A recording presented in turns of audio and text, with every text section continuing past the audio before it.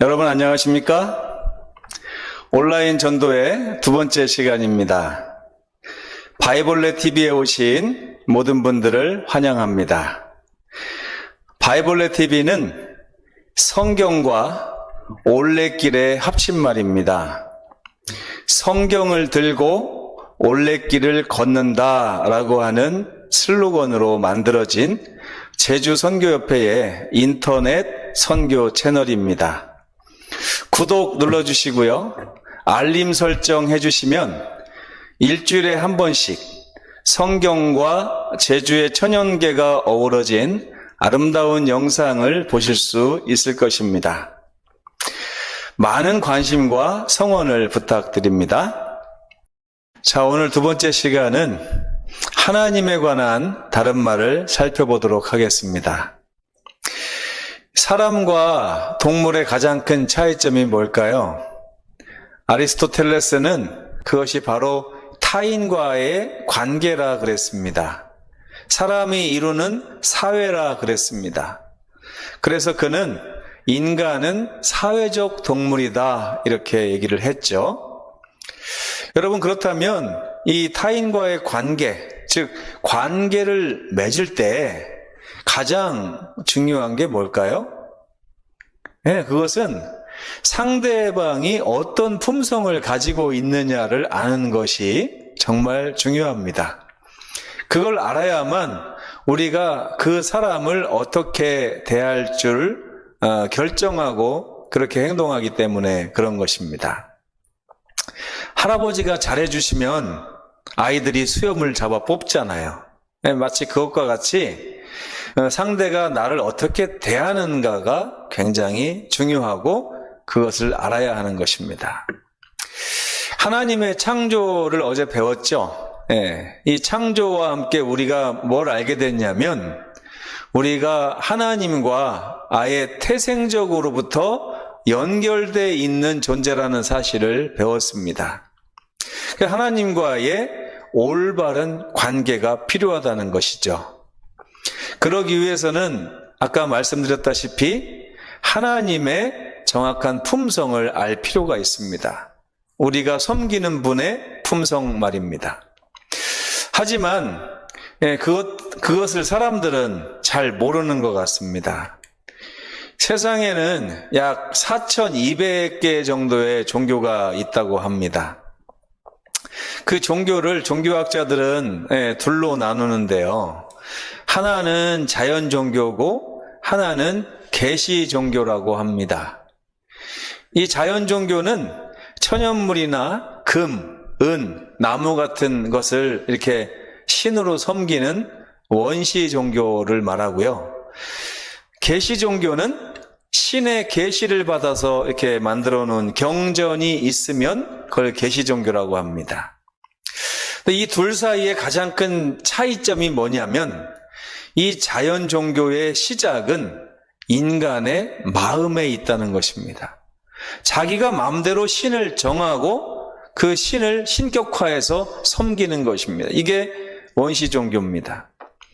이 계시 종교는 신이 자기의 존재를 열어서 보여줘서 우리를 만나고 하는 것이 계시 종교이기 때문에 우리 마음에서 시작된 종교가 아니고 신으로부터 시작된 종교라고 할 수 있겠습니다. 기독교는 그 중에 어디에 속할까요? 네. 신의 계시를 받아 우리 성경을 가지고 있기 때문에 우리는 계시 종교라고 할 수가 있겠습니다. 그렇다면 그 많은 종교의 신들, 그 신들의 모습과 그 신들의 품성은 어떠한지를 먼저 좀 살펴봤으면 좋겠습니다. 이 세상에 신들이 많지만 4,200개 정도 있다고 하잖아요. 근데 그 신들의 품성이 다 다를 것 같잖아요. 그러나 사실 자세히 살펴보면 다 대동소이하고 비슷비슷합니다. 그 신들의 품성을 한마디로 요약하면 보시는 바와 같이 권선징악이라고 할 수 있어요. 사람의 행위를 보고 선을 행하면 축복을 주고 악을 행하면 징계를 하는 것입니다. 때문에 사람들은 이 신들을 어떻게 느끼냐면 심판자요, 감시자로 이제 인식을 하게 되는 거죠. 마치 시험 볼 때 시험 감독관처럼 느끼는 것입니다. 이 선을 행하거나 시험을 잘 보면 축복을 받고, 악을 행하거나 시험을 망치면 저주를 받기 때문에 아주 두렵고 떨리는 그런 신앙을 하게 되는 것입니다. 실수하면 되겠습니까? 안 되겠습니까? 네, 실수하면 안 됩니다. 하지만 이 세상 신들은 심판자라고 하기에는 조금 자격이 미달입니다. 왜 그러냐면 심판을 하기 위해서는요, 자기가 깨끗해야 돼요. 저도 가끔 우리 아이들한테 그렇게 하면 안 돼 하고 제가 훈계를 합니다. 그 아이들이 뭐라고 하는지 아세요? 아빠도 그랬잖아요. 아빠도 그렇게 하시잖아요 하면서 얘기를 할 때마다 제가 부끄러움을 느끼고 이 훈계가 잘 먹혀들질 않습니다. 그들은 능력은 있어요. 세상 신들은 능력은 있는데 이 품성의 질이 심판자로 자리매김하기에는 미달하고 많이 부족한 점이 많은 것입니다. 살펴보면 죄를 범하는 신들도 있습니다. 편파적이고요, 잔인합니다. 문란한 신이 있고 뇌물을 받기도 합니다. 변덕도 심합니다. 제가 아는 어떤 어르신은 그 품성이 아주 좋은데요, 가끔 생각해 보면 이 세상이 섬기는 신들은 그 어르신의 품성만도 못할 때가 있어요. 그래서 어떤 종교에서 보면요, 사람에게 이렇게 말합니다. 조금만 더 노력하고 조금만 더 신경을 쓰고 수행하고 고행하면 인간이 신이 될 수 있다고요. 생각해 보세요. 제가 노력해서 신이 될 수 있다고 하면 신과 저와의 격차는 크겠습니까? 작겠습니까? 얼마 안 되겠죠? 저와 얼마 차이가 나지 않는 그런 신을 과연 신이라고 할 수 있을까요? 제가 그를 의지하여 제 인생을 다 맡길 수 있을까요? 그렇다면 저는 차라리 대기업의 회장님을 찾아가서 섬기거나 추종하거나 할 것입니다. 대통령을 만나든지요. 그런 신들로는 제 모든 문제를 해결할 수 없습니다. 이 세상의 이 저급한 신들, 이 품성이 낮은 신들을 섬기게 되면 그 신들을 섬기는 사람들의 신앙도 저급해집니다. 그래서 나타나는 이 신앙의 모습이 기복신앙이죠. 기복신앙은 마치 거래와 같습니다. 내가 신에게 뭔가를 좋은 걸 드리면 신도 나에게 좋은 것을 주는 것입니다. 반대로 나쁜 걸 드리면 나쁜 게 오겠죠. 장사하시는 분들이 이런 말을 씁니다. 손님은 왕이다. 정말 왕인가 해서 제가 갔더니 그분들은 놀라운 재주가 있더라고요. 아무리 좋은 옷을 입고 가고 말끔하게 차리고 가도 한눈에 제 주머니에 뭐가 돈이 있는지 없는지를 금방 판별해냅니다. 그래서 저는 그런 가게에 가면 왕 대접을 잘 못 받고요, 그냥 이렇게 무시당하거나 그렇게 하고 돌아올 때가 많습니다. 이 저급한 신을 섬긴다는 것은 거래하는 신앙을 하기 때문에 그거는 친아들의 신앙이라고 할 수가 없고요, 양자와 같은 신앙이라고 볼 수가 있습니다. 양자들은 부모에게 항상 잘 보이려고 하죠. 실수하지 않으려고 합니다. 왜? 부모가 자기를 사랑한다고 하는 확신이 없기 때문에 그렇습니다. 반대로 아들의 신앙은 어떻습니까? 아버지가 나를 사랑한다는 확신이 있기 때문에 그들은 집에서 결코 두려워하거나 떨지 않습니다. 그래서 사람들은 신을 잘 만나야 합니다. 마치 아이들이 부모를 잘 만나야 하는 것처럼요. 저는 어렸을 때 빨래하기가 워낙 힘들던 그런 시대에 살았기 때문에 자다가 오줌을 싸거나 밖에 나가서 옷을 버리면 부모님한테 엄청 혼났습니다. 그래서 막 오줌 싸면은 몰래 일어나서 막 이불을 어떻게 치워야 될지 몰라가지고 이렇게 막 허둥지둥 됐었는데, 저희 아이들은 안 그래요. 저희 아이들은 요즘에 세탁기가 있어서 그런지 부모들이 옷 버리는 거에 대해서 별로 신경을 안 쓰고 오줌을 싸도 그렇습니다. 얼마나 당당한지 몰라요. 오줌 싸면은 새벽 3시에도 저를 막 깨웠습니다, 아이들이. 아빠! 나 오줌 쌌으니까 빨리 치워주고 옷 갈아입혀 주세요. 어이가 없더라고요. 제가 어렸을 때와 이 아이들은 너무 지금 다른 세상을 만난 것입니다. 이처럼 선을 행하는, 선을 좋아하는 선한 신을 만나면 행복하고 기쁘고 축복을 받지만, 악한 신을 만나면 고통과 학대와 저주를 당하는 것입니다. 선한 신들을 섬기는 사람은 축복을 얻기 위해 신앙을 하고, 악한 신을 섬기는 사람은 저주를 피하기 위한 신앙을 하겠죠. 그래서 자해하거나 자식을 제물로 드리거나 하는 인신제사도 그들은 서슴없이 행하는 것입니다. 이 신앙은 결국 부모를 잘 만나느냐 하는 그 문제라고 할 수가 있는데, 그렇다면 성경은 하나님을 어떻게 소개하고 있을까요? 요한일서 4장 8절에 보면 사랑하지 아니하는 자는 하나님을 알지 못하는데 그 이유는 하나님이 사랑이시기 때문이라고 합니다. 하나님은 그 품성이 사랑이기 때문에 우리를 자녀처럼 생각해 주십니다. 요한일서 3장 1절에 보면 보라, 아버지께서 어떠한 사랑을 우리에게 주셨는지 보라. 하나님은 이 능력이 물론 많으십니다.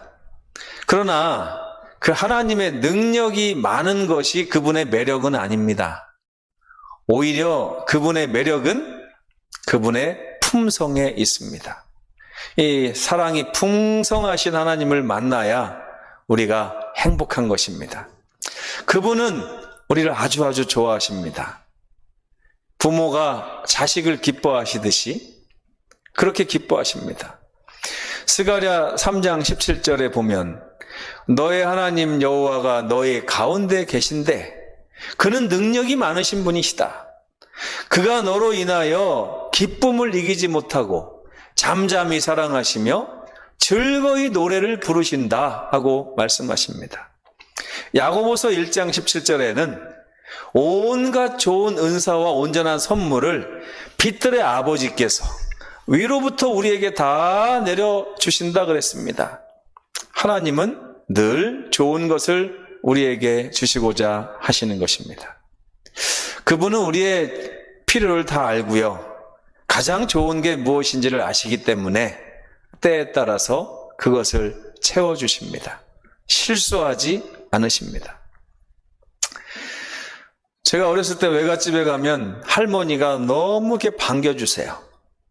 그리고 막 그동안 꼭꼭 숨겨놨던 막 좋은 것들, 뭐 엿을 주시기도 하고 여러 선물을 주시는데 그 맛에 제가 외갓집을 가서 방학을 보냈습니다. 근데 우리 할머니는 헤어질 때가 되면 2주 동안 같이 있었는데도 불구하고 어떻게 벌써 가느냐, 시간이 왜 이렇게 빠르냐 그러는 것입니다. 마찬가지로 우리 하나님은 우리와 함께 할 때 늘 이런 소원을 가지고 계십니다. 더 함께 하고 싶다. 더 같이 하고 싶다. 늘 너와 같은 곳에 있고 싶다라고 말씀하고 계신 것입니다. 그런 마음을 성경에 곳곳에 표현을 하고 있습니다. 마태복음 1장 23절 보라, 처녀가 잉태하여 아들을 낳을 것인데 그의 이름은 임마누엘이다. 하나님이 우리와 함께 계시다는 뜻입니다. 마태복음 28장 20절에 보면 볼지어다 내가 세상 끝날까지 너희와 함께 있으리라. 사랑에 빠지면 함께 있고 싶은 것입니다. 그래서 하나님은 우리를 사랑하시기 때문에 우리와 늘 함께 있고 싶어 하시는 것입니다. 지금까지 드린 말씀을 비교해 보겠습니다. 세상 신의 품성은 심판자와 감시자입니다. 그들의 시선은 우리를 심판과 감시의 대상으로 보고요. 그들을 섬기기 위해서 우리는 눈치와 두려움과 선행과 고행을 해야 되는 것입니다. 반대로 하나님은 사랑이십니다. 그분은 아들 바라기예요. 그분의 시선은 인간을 사랑의 대상인 아들로 보십니다. 그분을 섬기기 위해서 우리는 다른 걸 할 필요가 없습니다. 그저 주시는 사랑 받고 우리도 사랑하며 효도하고 순종하며 행복을 누리면 되는 것입니다. 세상 신앙은 양자의 신앙, 위축된 신앙입니다. 그러나 하나님을 섬기는 신앙은 아들의 신앙, 당당한 자유, 행복의 신앙이라고 할 수가 있겠습니다. 여러분, 어떤 신이 더 좋으십니까? 고아는 두 부류가 있다고 하죠. 부모가 죽어서 고아가 된 아이들이 있는가 하면 부모가 버려서 고아가 된 아이들이 있습니다. 세상 신들을 섬기는 사람들은 버려진 고아와 같은 분들입니다. 반대로 하나님을 섬기는 이들은 눈에 넣어도 아프지 않는 아들, 목숨처럼 아끼고 위하는 아들의 신앙을 할 수 있습니다. 인간의 본질은 다시 말씀드리지만 하나님과 연결되는 것입니다. 그분과 관계가 우리의 삶의 질을 결정하는 것입니다. 누구를 만나느냐에 따라서 여러분의 삶이 달라집니다. 여러분은 어떤 하나님을 만나기 원하십니까? 하나님의 성령이 이 시간 지혜를 주심으로 여러분의 바른 선택 할 수 있도록 도와주시기를 응원합니다. 감사합니다. 자, 이제 은혜 많이 받으셨죠? 은혜를 많이 받으셨으면 이 영상 아래에 댓글로 남겨드린 설문조사 링크가 있는데 그 링크를 누르셔서 설문조사에 꼭 참여해 주시기 바랍니다. 어제 설문조사에 참여하신 분들 중에 30분을 선발해서 영상의 설명란에 당첨자 명단을 올려놓았습니다. 약속대로 소정의 카카오 상품권을 보내드리도록 하겠습니다. 오늘 설문조사에도 많은 참여를 바라고요. 더 많은 분들이 보실 수 있도록 공유해 주시기 바랍니다. 내일은 죄에 대한 성경의 다른 말을 살펴보고 그 말씀으로 함께 은혜를 나누고자 합니다. 내일도 다시 뵙겠습니다. 감사합니다. 알고 묘한 그 말씀, 생명의 말씀은 귀한 그 말씀 진실로 생명의 말씀이 나의 길과 믿음 밝히 보여주니 아름답고 귀한 말씀 생명샘이로다. 아름답고 귀한 말씀 생명샘이로다. 귀한 주님의 말씀은 내 노래 되도다. 모든 사람을 살리는 생명의 말씀은 값도 없이 받아 생명 길을 가니 아름답고 귀한 말씀 생명샘이로다. 아름답고 귀한 말씀 생명샘이로다.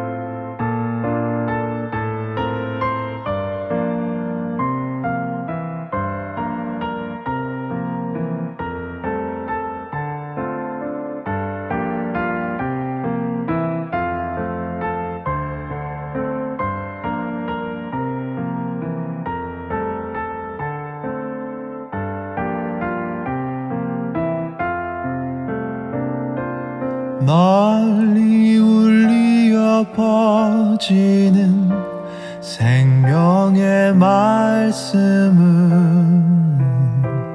마음의 용서와 평안을 골고루 주나니 다만 예수 말씀 듣고 복을 받네. 아름답고 귀한 말씀 생명샘이로다. 아름답고 귀한 말씀 생명샘이로다. 아름답고 귀한 말씀 생명샘이로다. 아름답고 귀한 말씀 생명샘이로다.